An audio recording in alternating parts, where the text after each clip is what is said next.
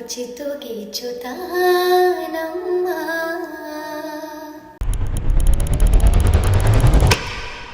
ಈ ಒಂದು news paper ಇಂದ ಇಡೀ ಭಾರತಕ್ಕೆ ಸುದ್ದಿ ಆಗುತ್ತೆ. ಏನಪ್ಪಾ ಅಂದ್ರೆ ಸ್ಕೂಲ್ಗೆ ಹೋಗುವಂತ ಹುಡುಗಿಯರನ್ನ ಅದ್ ಹೆಂಗೆ ಇವರು ಕರ್ಕೊಂಡೋಗಿ ಅತ್ಯಾಚಾರ ಮಾಡ್ತಿದ್ರು.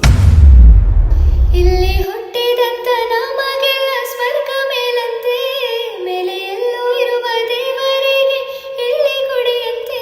ಇಷ್ಟು ಬಿಗ್ಗೆಸ್ಟ್ ಕ್ರೈಮ್ ಆಗಿದ್ರು ಕೂಡ ಈ ಆರೋಪಿಗಳಿಗೆ ಯಾವುದೇ ಶಿಕ್ಷೆ ಆಗಲ್ಲ.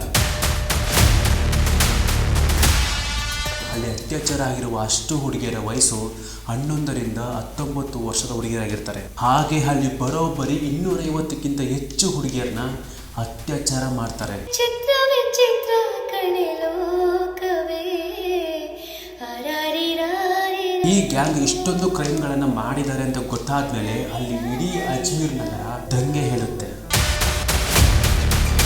ಹಾಗೆ ಈ ಗ್ಯಾಂಗ್ ಅವರು ಅವ್ರ ಸುತ್ತಮುತ್ತ ಇದ್ದಂತ ಎಲ್ಲಾ ಸಾಕ್ಷಿಗಳನ್ನು ಹುಡುಕಿ ಸಾಯಿಸ್ತಾರೆ. ಇಲ್ಲಿ ಇನ್ನೊಂದು ಮೋಸ್ಟ್ ಇಂಪಾರ್ಟೆಂಟ್ ಏನಂದ್ರೆ ಅಲ್ಲಿ ಅತ್ಯಾಚಾರ ಮಾಡಿರುವ ಎಲ್ಲಾ ಹುಡುಗರು ಮುಸ್ಲಿಮರಾಗಿರ್ತಾರೆ.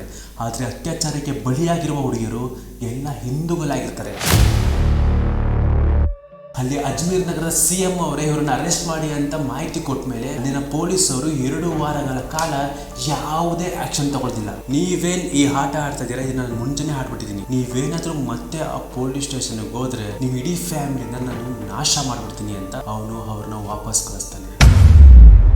20 ಆಗಸ್ಟ್ 2024 ಈ ಒಂದು ದಿನ ಅಜ್ಮೀರ್ನ ಕೋರ್ಟಲ್ಲಿ ಒಂದು ತೀರ್ಪಾಗುತ್ತೆ. ಹಾಗೆ ಆ ಕೇಸ್ಗೆ ಸಂಬಂಧಪಟ್ಟ ಅಷ್ಟು ಆರೋಪಿಗಳಿಗೂ ಜೀವಾವಧಿ ಶಿಕ್ಷೆ ಆಗುತ್ತೆ. ಈ ಕೇಸ್ ಯಾವ್ದಪ್ಪ ಅಂದ್ರೆ ಅಜ್ಮೀರ್ ನಗರದ ರೇಪ್ ಸ್ಕ್ಯಾಂಡಲ್.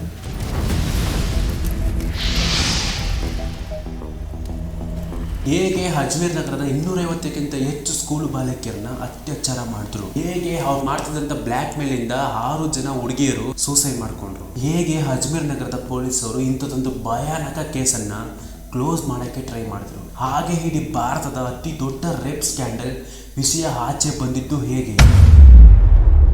ರಾಜಸ್ಥಾನದ ಅಜ್ಮೀರ್ ನಗರದಲ್ಲಿ ಒಂದು ಫೇಮಸ್ ದರ್ಗಾ ಇದೆ. ಆ ದರ್ಗಾದ ಹೆಸರು ಖ್ವಾಜಾ ಮೊಯಿನುದ್ದೀನ್ ಚಿಶ್ತಿ ದರ್ಗಾ. ಈ ಒಂದು ದರ್ಗಾಕ್ಕೆ ಭಾರತದ ಹಲವಾರು ಕಡೆಯಿಂದ ಜನ ಬರ್ತಿರ್ತಾರೆ. ಹಾಗೆ ಈ ಒಂದು ದರ್ಗಾದಲ್ಲಿ ಒಂದು ಖಾದಿಮ್ ಫ್ಯಾಮಿಲಿ ಇರುತ್ತೆ. ಖಾದಿಮ್ ಅಂದ್ರೆ ಇವಾಗ ಹಿಂದೂ ಟೆಂಪಲ್ಗಳಲ್ಲಿ ಹೇಗೆ ಪೂಜಾರಿಗಳು ಸೇವೆ ಮಾಡಕ್ಕಂತ ಇರ್ತಾರೆ, ಹಾಗೆ ದರ್ಗಾದಲ್ಲಿ ಈ ಖಾದಿಮ್ರು ಇರ್ತಾರೆ. ಅಂದ್ರೆ ಆ ದರ್ಗದ ಸೇವಕ ಅಂತ. ಇವರಿಗೆ ಹಲವಾರು ಕಡೆಯಿಂದ ದುಡ್ಡು ಬರ್ತಿರುತ್ತೆ. ಪೊಲಿಟಿಷಿಯನ್, ಡೊನೇಷನ್, ಅದು ಇದು ಅಂತ 100 ಕಡೆಯಿಂದ ದುಡ್ಡು ಬರ್ತಿರುತ್ತೆ. ಅದಕ್ಕೆ ಈ ಒಂದು ಫ್ಯಾಮಿಲಿ ತುಂಬಾ ರಿಚ್ ಇರುತ್ತೆ. ಹಾಗೆ ಈ ಖಾದಿಮ್ ಫ್ಯಾಮಿಲಿ ಹುಡುಗರು 1990ರಲ್ಲಿ ಕಾಸ್ಟ್ಲಿ ಬೈಕ್ಸ್, ಕಾಸ್ಟ್ಲಿ ಕಾರ್ಗಳನ್ನ ಯೂಸ್ ಮಾಡ್ತಿದ್ರಂತೆ. ಹಾಗೆ ಇನ್ನೊಂದು ವಿಷಯ ಏನಂದ್ರೆ ಅಲ್ಲಿರುವಂತ ಲೋಕಲ್ ಜನ ಇವರಿಗೆ ತುಂಬಾ ಭಯ ಬೀಳ್ತಿದ್ರಂತೆ. ಯಾಕಂದ್ರೆ ಈ ಹುಡುಗರು ತುಂಬಾ ಪ್ರಭಾವಶಾಲಿ ಆಗಿದ್ರು. ಹೇಗೆ ಅಂದ್ರೆ ಲೋಕಲ್ ಸೆಲೆಬ್ರಿಟೀಸ್ ತರ. ಇವಾಗ ಈ ಒಂದು ಫ್ಯಾಮಿಲಿಲಿ 2 ಹುಡುಗರು ಇರ್ತಾರೆ. ಒಬ್ರು ನಫೀಸ್ ಚಿಸ್ತಿ, ಇನ್ನೊಬ್ರು ಫಾರಕ್ ಚಿಸ್ತಿ. ಇವರು ಅಜ್ಮೀರ್ ನಗರದ ಯೂತ್ ಕಾಂಗ್ರೆಸ್ ನ ಲೀಡರ್ಸ್ ಆಗಿರ್ತಾರೆ. ಈಗ ಅಜ್ಮೀರ್ ನಗರದ ಒಂದು ಮಾರ್ಕೆಟ್ ಅಲ್ಲಿ ಭರೋಸಾ ಕಲರ್ ಲ್ಯಾಬ್ ಅಂತ ಒಂದು ಫೋಟೋ ಸ್ಟುಡಿಯೋ ಇರುತ್ತೆ. ಹಾಗೆ ಒಂದು ಫೋಟೋ ಸ್ಟುಡಿಯೋದಲ್ಲಿ 1990ರಲ್ಲಿ ಕಲರ್ ಪ್ರಿಂಟ್ ಗಳನ್ನ ಪ್ರಿಂಟ್ ಮಾಡ್ತಾ ಇರ್ತಾರೆ. ಇವಾಗ ಅದೇ ಟೈಮ್ಗೆ ಸಂತೋಷ್ ಗುಪ್ತಾ ಅಂತ ಒಬ್ಬ ಲೋಕಲ್ ಜರ್ನಲಿಸ್ಟ್ ಪ್ರಿಂಟ್ ಗಳನ್ನ ತಗೋಬೇಕು ಅಂತ ಹೋಗ್ತಾರೆ. ಹಾಗೆ ಈ ಸಂತೋಷ್ ಗುಪ್ತಾ ನೇಮ್ನ ಕೊನೆ ತನಕ ನೆನಪಿಟ್ಕೊಳ್ಳಿ. ಯಾಕಂದ್ರೆ ಈ ಸ್ಟೋರಿ ಸ್ಟಾರ್ಟ್ ಆಗದೆ ಇವರಿಂದ. ಇವಾಗ ಆ ಫೋಟೋ ಸ್ಟುಡಿಯೋದಲ್ಲಿ ಸಂತೋಷ್ ಗುಪ್ತಾ ಪ್ರಿಂಟ್ ತಗೋಬೇಕಾದ್ರೆ ಒಂದನ್ನ ಡೀಪ್ ಆಗಿ ಗಮನಿಸ್ತಾನೆ. ಏನಪ್ಪಾ ಅಂದ್ರೆ ಆ ಫೋಟೋ ಸ್ಟುಡಿಯೋದಲ್ಲಿ ಕೆಲಸ ಮಾಡ್ತಿದ್ದಂತ ಹುಡುಗ 4 ರೀಲ್ಗಳನ್ನ ಒಬ್ಬರಿಗೆ ಕೊಟ್ಟು ಅವರಿಂದ ತುಂಬಾ ಅಮೌಂಟ್ ನ ಪಡಿತಾನೆ. ಇದನ್ನ ಸಂತೋಷ್ ಗುಪ್ತಾ ನೋಡ್ತಾರೆ. ಇದನ್ನ ನೋಡಿದ ಸಂತೋಷ್ ಗುಪ್ತಾಗೆ ಒಂದು ಡೌಟ್ ಬರುತ್ತೆ. ಏನಕ್ಕೆ ಅಂದ್ರೆ ಜಸ್ಟ್ 4 ರೀಲ್ಗಳಿಗೆ ಇಷ್ಟೊಂದು ಅಮೌಂಟ್ ಏನಕ್ಕೆ ಕೊಟ್ರು ಅಂತ. ಇವಾಗ ಸಂತೋಷ್ ಗುಪ್ತಾ ಈ ಒಂದು ಮಾಹಿತಿನ ತಿಳ್ಕೋಬೇಕು ಅಂತ ಆ ಫೋಟೋ ಸ್ಟುಡಿಯೋದಲ್ಲಿ ಕೆಲಸ ಮಾಡ್ತಿದ್ದಂತ ಅವ್ರ ಫ್ರೆಂಡ್ ನ ಮೀಟ್ ಮಾಡ್ತಾನೆ. ಮೀಟ್ ಮಾಡಿ ಅವ್ರ ಹತ್ರ ಕೇಳ್ತಾನೆ. ಆದ್ರೆ ಅವರು ಏನೂ ಹೇಳಲ್ಲ. ಮತ್ತೆ ಸಂತೋಷ್ ಗುಪ್ತಾ ಅವ್ರನ್ನ ಮೀಟ್ ಮಾಡಿ ಫೋರ್ಸ್ಫುಲಿ ಕೇಳ್ತಾನೆ. ಕೇಳಿದ್ಮೇಲೆ ಇವ್ರಿಗೂ ಕೂಡ 4 ರೀಲ್ಗಳನ್ನ ಕೊಡ್ತಾನೆ. ಇಲ್ಲಿಂದ ಸ್ಟಾರ್ಟ್ ಆಗುತ್ತೆ ಭಾರತದ ಅತಿ ದೊಡ್ಡ ರೇಪ್ ಸ್ಕ್ಯಾಂಡಲ್ ನ ಕತೆ. ಅದೇ ಟೈಮಲ್ಲಿ ಅಂದ್ರೆ 1992ರಲ್ಲಿ ಬಾಬ್ರಿ ಸಮಾಧಿಯ ಹೋರಾಟ ತುಂಬಾ ಜೋರು ನಡೀತಿರುತ್ತೆ. ಇನ್ನೊಂದು ಕಡೆ ಅಜ್ಮೀರ್ ನಗರದಲ್ಲಿ ಇಂಥದ್ದೊಂದು ಕ್ರೈಮ್ ನಡೀತಾ ಇರುತ್ತೆ. ಆದ್ರೆ ಈ ವಿಷಯದ ಬಗ್ಗೆ ಯಾರಿಗೂ ಗೊತ್ತಿರಲಿಲ್ಲ. ಸಂತೋಷ್ ಗುಪ್ತಾಗೆ ಆ 4 ರೀಲ್ಸ್ ಸಿಕ್ಕಿದ ಮೇಲೆ ಒಂದು ನ್ಯೂಸ್ ನ ಪಬ್ಲಿಷ್ ಮಾಡ್ತಾನೆ. ಆ ನ್ಯೂಸ್ ನ ಹೆಡ್ಲೈನ್ ಏನಿತ್ತು ಅಂದ್ರೆ ಇಂಡಿಯಾದ ಬಿಗ್ಗೆಸ್ಟ್ ರೇಪ್ ಸ್ಕ್ಯಾಂಡಲ್ಸ್. ಆ ಒಂದು ನ್ಯೂಸ್ ಪೇಪರ್ ಅಲ್ಲಿ ಹಿಂದೂ ಹುಡುಗಿಯರ ಫೇಸ್ ಹೈಡ್ ಮಾಡಿ ಕೆಲವು ನಗ್ನ ಫೋಟೋಗಳನ್ನು ಕೂಡ ಅಲ್ಲಿ ಪಬ್ಲಿಷ್ ಮಾಡಿರ್ತಾನೆ. ಆ ಫೋಟೋಗಳು ಯಾರ್ದು ಅಂದ್ರೆ ಅಜ್ಮೀರ್ ನಗರದಲ್ಲಿ ಸ್ಕೂಲ್ಗೆ ಹೋಗುವಂತ ಹುಡುಗಿಯರದು. ಇನ್ನೊಂದು ಮೋಸ್ಟ್ ಇಂಪಾರ್ಟೆಂಟ್ ಏನಂದ್ರೆ ಆ ಫೋಟೋದಲ್ಲಿ ನಫೀಸ್ ಚಿಸ್ತಿ ಹಾಗೆ ಫರಕ್ ಸಿಸ್ತಿನೂ ಇರ್ತಾರೆ. ಈ ಒಂದು ನ್ಯೂಸ್ ಪೇಪರ್ ಇಂದ ಇಡೀ ಭಾರತಕ್ಕೆ ಸುದ್ದಿ ಆಗುತ್ತೆ. ಏನಪ್ಪಾ ಅಂದ್ರೆ ಸ್ಕೂಲ್ಗೆ ಹೋಗುವಂತ ಹುಡುಗಿಯರನ್ನ ಅದ್ ಹೆಂಗೆ ಇವರು ಕರ್ಕೊಂಡೋಗಿ ಅತ್ಯಾಚಾರ ಮಾಡ್ತಿದ್ರು, ಹಾಗೆ ಯಾವ ರೀತಿ ಬ್ಲ್ಯಾಕ್ ಮೇಲ್ ಮಾಡ್ತಿದ್ರು. ಇವಾಗ ಕಿವಿ ಕೊಟ್ಟು ಕೇಳಿಸ್ಕೊಳ್ಳಿ, ಅತ್ಯಾಚಾರ ಆಗಿರುವ ಅಷ್ಟು ಹುಡುಗಿಯರ ವಯಸ್ಸು 11ರಿಂದ 20 ವಯಸ್ಸನ್ನಾಗಿರ್ತಾರೆ. ಹಾಗೆ ಈ ಒಂದು ಅತ್ಯಾಚಾರ 250ಕ್ಕಿಂತ ಹೆಚ್ಚು ಹುಡುಗಿಯರ ಮೇಲೆ ಆಗಿರುತ್ತೆ. ಸಂತೋಷ್ ಗುಪ್ತಾ ಹೇಳಿರೋ ಪ್ರಕಾರ ಈ ಒಂದು ಬಿಗ್ಗೆಸ್ಟ್ ರೇಪ್ ಸ್ಕ್ಯಾಂಡಲ್ಗೆ 3 ಜನ ಮೇನ್ ರೀಸನ್ಸ್. ಒಂದು ಫಾರಕ್ ಚಿಸ್ತಿ, ಎರಡನೇದು ನಫೀಸ್ ಚಿಸ್ತಿ, ಮೂರನೇದು ಅನ್ವರ್ ಚಿಸ್ತಿ. ಇವರು ಆ ಒಂದು ದರ್ಗಾದ ಖಾದಿಮ್ರ ಮಕ್ಕಳಾಗಿರ್ತಾರೆ. ಹಾಗೆ ಫಾರಕ್ ಚಿಸ್ತಿ ಯೂತ್ ಕಾಂಗ್ರೆಸ್ ನ ಲೀಡರ್ಸ್ ಆಗಿರ್ತಾನೆ. ಇದ್ರ ಜೊತೆಗೆ ಅನ್ವರ್ ಚಿಸ್ತಿ, ನಫೀಸ್ ಚಿಸ್ತಿ ಯೂತ್ ಕಾಂಗ್ರೆಸ್ ನ ಜಾಯಿಂಟ್ ಸೆಕ್ರೆಟರಿ ಮತ್ತೆ ಉಪಾಧ್ಯಕ್ಷರಾಗಿರ್ತಾರೆ. ಇವರು ಇಷ್ಟು ದೊಡ್ಡ ಕ್ರೈಮ್ ನ ಮಾಡಿದಾರೆ ಅಂತ ಗೊತ್ತಾದ್ಮೇಲೆ ಆ ಅಜ್ಮೀರ್ ನಗರದ ಜನರು ದಂಗೆ ಹೇಳ್ತಾರೆ. ಹಾಗೆ DCSP ಆಫೀಸ್ ಮುಂದೆ ಪ್ರೊಟೆಸ್ಟ್ ಗಳನ್ನ ಸ್ಟಾರ್ಟ್ ಮಾಡ್ತಾರೆ. ಆ ಟೈಮಲ್ಲಿ ರಾಜಸ್ಥಾನದ CM ಆದಂತ ಬೈರನ್ ಸಿಂಗ್ ಅವರು ಇವ್ರನ್ನ ತಕ್ಷಣ ಅರೆಸ್ಟ್ ಮಾಡಿ ಅಂತ ಹೇಳ್ತಾರೆ. ಆದ್ರೆ ಆ ಪೊಲೀಸರು ಇವ್ರ ಮೇಲೆ ಯಾವುದೇ ಕ್ರಮ ತೆಗೆದುಕೊಳ್ಳೋದಿಲ್ಲ.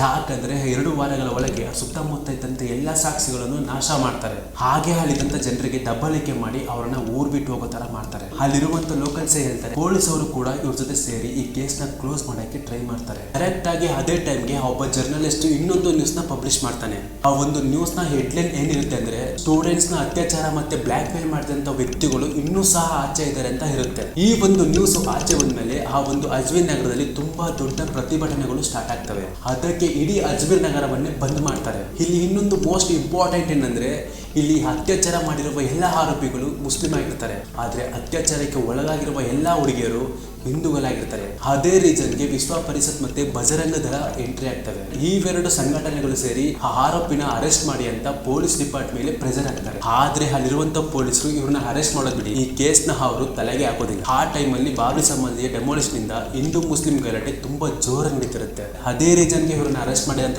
ಕೆಲವರು ಹೇಳಿದ್ರೆ, ಇನ್ನು ಕೆಲವರು ಇವರು ಪೊಲಿಟಿಕಲಿ ತುಂಬಾ ಸ್ಟ್ರಾಂಗ್ ಇದ್ದಾರೆ, ಇವ್ರನ್ನ ಯಾರು ಅರೆಸ್ಟ್ ಮಾಡೋಕ್ಕಾಗಲ್ಲ ಅಂತ ಇನ್ ಕೆಲವರು ಹೇಳ್ತಾರೆ. ಇದೇ ಟೈಮ್ ಅಲ್ಲಿ ಅಜ್ಮೀರ್ ನಗರದ ಇನ್ಸ್ಪೆಕ್ಟರ್ ಜನರಲ್ ಆಫ್ ಪೊಲೀಸ್ ಅಂದ್ರೆ ಉಮೇಂದ್ರ ಭರದ್ವಾಜ್ ಅವರು ಒಂದು ಸ್ಟೇಟ್ಮೆಂಟ್ ಕೊಡ್ತಾರೆ. ಆ ಸ್ಟೇಟ್ಮೆಂಟ್ ಅಲ್ಲಿ ಏನಿರುತ್ತೆ ಅಂದ್ರೆ, ಈ 250 ಹುಡುಗಿಯರ ಮೇಲೆ ಯಾವುದೇ ಅತ್ಯಾಚಾರ ಆಗಿಲ್ಲ, ಇವರೇ ಸ್ವತಃ ಫ್ರೆಂಡ್ ಜೊತೆ ಹೋಗಿದ್ದಾರೆ, ಹಾಗೆ ಹುಡುಗಿಯರ ಕ್ಯಾರೆಕ್ಟರ್ ಕೂಡ ಸರಿ ಇಲ್ಲ ಅಂತ ಒಂದು ಸ್ಟೇಟ್ಮೆಂಟ್ ಕೊಡ್ತಾರೆ. ಈ ಒಂದು ಸ್ಟೇಟ್ಮೆಂಟ್ ಇಂದ ಅಜ್ಮೀರ್ ನಗರದಲ್ಲಿ ಮತ್ತೆ ಪ್ರತಿಭಟನೆಗಳು ಸ್ಟಾರ್ಟ್ ಆಗ್ತವೆ. ಆದ್ರೆ ನಾವಿಲ್ಲಿ ಒಂದನ್ನ ನೋಟ್ ಮಾಡ್ಬೇಕಾಗಿರೋದು, ಇಷ್ಟೊಂದೆಲ್ಲ ಗಲಾಟೆ ಪ್ರತಿಭಟನೆಗಳು ಎಲ್ಲ ಆಗ್ತಿದ್ರು ಕೂಡ ಆ ಪೊಲೀಸರು ಆರೋಪಿಗಳ ಮೇಲೆ ಒಂದು FIR ಕಾಪಿ ಕೂಡ ಹಾಕಿರಲ್ಲ. ಅವರೆಲ್ಲ ಆಚೆ ಕಡೆ ತುಂಬಾ ಆರಾಮಾಗಿ ಓಡಾಡ್ತಿರ್ತಾರೆ. ನಿರಂತರ ಪ್ರೊಟೆಸ್ಟ್ ಗಳನ್ನ ನೋಡಿ ಈ ಒಂದು ಕೇಸ್ ನ CIDಗೆ ಕೊಡ್ತಾರೆ. CIDಗೆ ಒಂದು ಕೇಸ್ ನ ಕೊಟ್ಟಿದ್ಮೇಲೆ ಅಜ್ಮೀರ್ ನಗರದ ಗಂಜ್ ಎಂಬ ಪೊಲೀಸ್ ಸ್ಟೇಷನ್ ಅಲ್ಲಿ ಮೊದಲನೇ ಸತಿ ಒಂದು FIR ರಿಜಿಸ್ಟರ್ ಆಗುತ್ತೆ. ಆ FIR ನ ನಂಬರ್ 107/1992. ಆದ್ರೆ ಈ CID ಅವರು ಈ ಒಂದು ಕೇಸ್ ನ ಯಾರಿಗೂ ಗೊತ್ತಾಗದಾಗೆ ಇನ್ವೆಸ್ಟಿಗೇಷನ್ ಮಾಡ್ತಿರ್ತಾರೆ. ಬಟ್ ಏನಪ್ಪಾ ಅಂದ್ರೆ, ಈ ಒಂದು ಇನ್ವೆಸ್ಟಿಗೇಷನ್ ಕೇವಲ ಹೆಸರಿಗಷ್ಟೇ ಇರುತ್ತೆ, ಆದ್ರಿಂದ ಯಾವುದೇ ಇನ್ಫಾರ್ಮೇಶನ್ ಇರಲಿಲ್ಲ.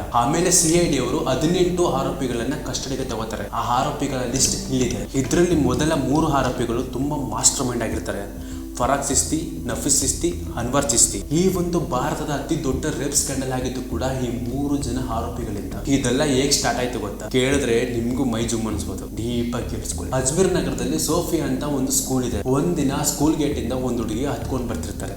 ಇದನ್ನ ನೋಡಿದ ನಫೀಸ್ ಚಿಸ್ತಿ, ಅನ್ವರ್ ಚಿಸ್ತಿ ಆ ಹುಡುಗಿ ಹತ್ರ ಹೋಗಿ ಏನಕ್ಕೆ ಕಲ್ತಿದ್ದೀರಾ ಅಂತ ಕೇಳ್ತಾರೆ. ಅದಕ್ಕೆ ಪಾಪ ಆ ಹುಡುಗಿ ಹತ್ಕೊಂಡು, ನನ್ನ ಹತ್ರ ದುಡ್ಡಿಲ್ಲ, ಅದಕ್ಕೆ ಸ್ಕೂಲ್ ಅವರು ನನಗೆ ಅಡ್ಮಿಟ್ ಕಾರ್ಡ್ ಕೊಡ್ತಿಲ್ಲ ಅಂತ ಹೇಳ್ತಾರೆ. ಅದಕ್ಕೆ ಇವರಿಬ್ರು ಬಾ ನಮ್ಮ ಜೊತೆ ಅಂತ ಆ ಹುಡುಗಿನ ಸ್ಕೂಲ್ ಒಳಗಡೆ ಕರ್ಕೊಂಡೋಗಿ ಆ ಒಂದು ಫೀಸ್ ನ ಕಟ್ತಾರೆ. ಅದಾದ್ಮೇಲೆ ಆ ಹುಡುಗಿ ಹುಡುಗರಿಗೆ ತುಂಬಾ ಕ್ಲೋಸ್ ಆಗಿ ಪರಿಚಯ ಆಗ್ತಾರೆ. ಡೈಲಿ ಅವ್ರ ಜೊತೆ ಮಾತಾಡೋದು, ಮೀಟ್ ಮಾಡೋದು, ಅವ್ರ ಜೊತೆ ಟೈಮ್ ಸ್ಪೆಂಡ್ ಮಾಡೋದು ಮಾಡ್ತಾ ಇರ್ತಾರೆ.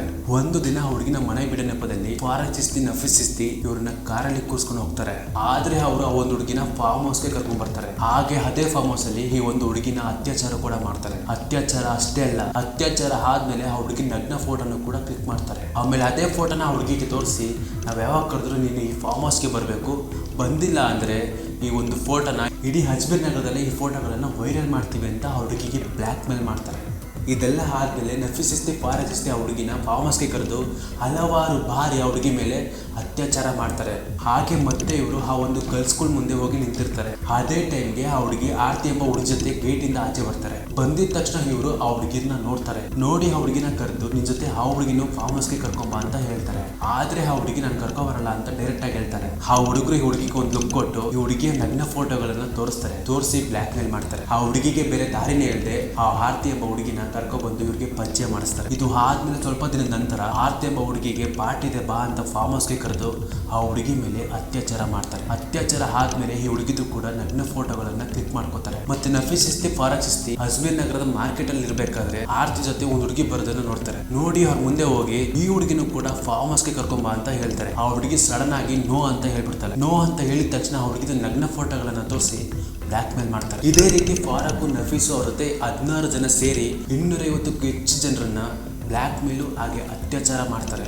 ಈ ಒಂದು ಇನ್ಫಾರ್ಮೇಶನ್ ಹುಡುಗಿಯರು ಕೋರ್ಟ್ ನಲ್ಲಿ ಹೇಳಿದಂತ ಸಾಕ್ಷಿಯ ರೆಕಾರ್ಡ್ ಅಲ್ಲಿ ಇರುತ್ತೆ. ಇದೇ ರೀತಿ ಸೋಫಿಯಾ ಸ್ಕೂಲು, ಸಾವಿತ್ರಿ ಸ್ಕೂಲು, ಈ ಅಜ್ಮೀರ್ ನಗರದ ಹಲವಾರು ಸ್ಕೂಲ್ ಇಂದ 250ಕ್ಕಿಂತ ಹೆಚ್ಚು ಹುಡುಗಿಯರನ್ನ ಕರ್ಕೊಬಂದು ಈ ಫಾರ್ಮ್ ಹೌಸ್ ಅಲ್ಲಿ ಅತ್ಯಾಚಾರ ಮಾಡ್ತಾರೆ. ಅಷ್ಟೇ ಅಲ್ಲ, ಹುಡುಗಿಯರ ನಗ್ನ ಫೋಟೋಗಳನ್ನ ಕ್ಲಿಕ್ ಮಾಡಿ ಬ್ಲಾಕ್ ಮೇಲ್ ಮಾಡ್ಕೊಂಡು ಅವರಿಗೆ ನಿಮ್ ಫ್ರೆಂಡ್ಸ್ ಕರ್ಕೊಬನ್ನಿ ಅಂತ ಒಬ್ಬರ ನಂತರ ಒಬ್ಬರನ್ನ ಇಷ್ಟು ಜನರಿಗೆ ಅತ್ಯಾಚಾರ ಮಾಡ್ಕೊಂಡು ಬಂದಿದ್ದಾರೆ. ಇವಾಗ ಈ ಹುಡುಗಿಯರ ನಗ್ನ ಫೋಟೋಗಳನ್ನ ಅಜ್ಮೀರ್ ನಗರದ ಭರೋಸಾ ಫೋಟೋ ಸ್ಟುಡಿಯೋದಲ್ಲಿ ಪ್ರಿಂಟ್ ಮಾಡಿಸ್ತಾ ಇದ್ರಂತೆ. ಈ ಒಂದು ಸ್ಟುಡಿಯೋ ಇಂದ ಈ ಫೋಟೋಗಳು ಹಲವಾರು ಕಡೆ ವೈರಲ್ ಆಗ್ತಾ ಇರ್ತವೆ. ಯಾರ ಕೈಗೆ ಹುಡುಗಿರ ಫೋಟೋ ಸಿಗ್ತಿತ್ತು ಅವರೆಲ್ಲ ಈ ಹುಡುಗಿರ್ನ ಒಂಥರ ನೋಡ್ತಿರ್ತಾರೆ. ಇದೆಲ್ಲ ತುಂಬಾ ಜಾಸ್ತಿ ಆದಾಗ ಅಜ್ಮೀರ್ ನಗರದಲ್ಲಿ 6 ಹುಡುಗಿಯರು ಸೂಸೈಡ್ ಮಾಡ್ಕೋತಾರೆ.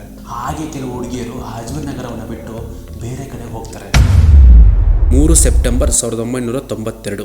ಇವಾಗ CID ಅವರು ಎಲ್ಲಾ ಮಾಹಿತಿನ ಒಟ್ಟಿಗೆ ಹಾಕಿ ಒಂದು ಚಾರ್ಜ್ ಶೀಟ್ ಅನ್ನ ಸಬ್ಮಿಟ್ ಮಾಡ್ತಾರೆ. ಮತ್ತೆ ಈ ಒಂದು ಕೇಸು ಅಜ್ಮೀರ್ ಕೋರ್ಟ್ ಅಲ್ಲಿ ಸ್ಟಾರ್ಟ್ ಆಗುತ್ತೆ. ಈ ಕೇಸಲ್ಲಿ 18 ಜನ ಆರೋಪಿಗಳಿರ್ತಾರೆ. ಆದ್ರೆ ಅವರೆಲ್ಲ ಪೊಲೀಸರಿಂದ ತಪ್ಪಿಸ್ಕೊಂಡು ಕೇವಲ 8 ಜನ ಮಾತ್ರ ಇವಾಗ ಇಲ್ಲಿರ್ತಾರೆ. ಆ 8 ಜನ ಆರೋಪಿಗಳಿಗೆ ಜೀವಾವಧಿ ಶಿಕ್ಷೆ ಆಗುತ್ತೆ. ಆದ್ರೆ ಇದೆಲ್ಲ ಮಾಡಿದ ಫಾರಕ್ ಸಿಸ್ತಿಗೆ ಮೆಂಟಲಿ ಅನ್ಸ್ಟೇಬಲ್ ಅಂತ ಡಿಕ್ಲೇರ್ ಮಾಡಿ ಅವನನ್ನ ಬಿಡುಗಡೆ ಮಾಡ್ತಾರೆ. ಆದ್ರೆ ಇಲ್ಲಿ ಇವಾಗ 8 ಜನ ಆರೋಪಿಗಳು ಏನ್ ಮಾಡ್ತಾರೆ ಅಂದ್ರೆ ಈ ಒಂದು ಕೇಸ್ನ ರಾಜಸ್ಥಾನ್ ಕೋರ್ಟ್ಗೆ ತಗೊಂಡು ಹೋಗ್ತಾರೆ. ರಾಜಸ್ಥಾನ್ ಹೈಕೋರ್ಟ್ 2001ರಲ್ಲಿ ಇವರನ್ನ ನಿರಪರಾಧಿಗಳು ಅಂತ ಘೋಷಣೆ ಮಾಡ್ತಾರೆ. ಇನ್ನು ಉಳಿದ 4 ಆರೋಪಿಗಳು ಈ ಕೇಸ್ನ ಸುಪ್ರೀಂ ಕೋರ್ಟ್ಗೆ ತಗೊಂಡು ಹೋಗ್ತಾರೆ. ಆದ್ರೆ ಸುಪ್ರೀಂ ಕೋರ್ಟ್ ಅಲ್ಲಿ 4 ಆರೋಪಿಗಳಿಗೆ ಜೀವಾವಧಿ ಶಿಕ್ಷೆ ಕ್ಯಾನ್ಸಲ್ ಮಾಡಿ ಕೇವಲ 10 ವರ್ಷಗಳ ಕಾಲ ಜೈಲು ಶಿಕ್ಷೆ ಕೊಡ್ತಾರೆ.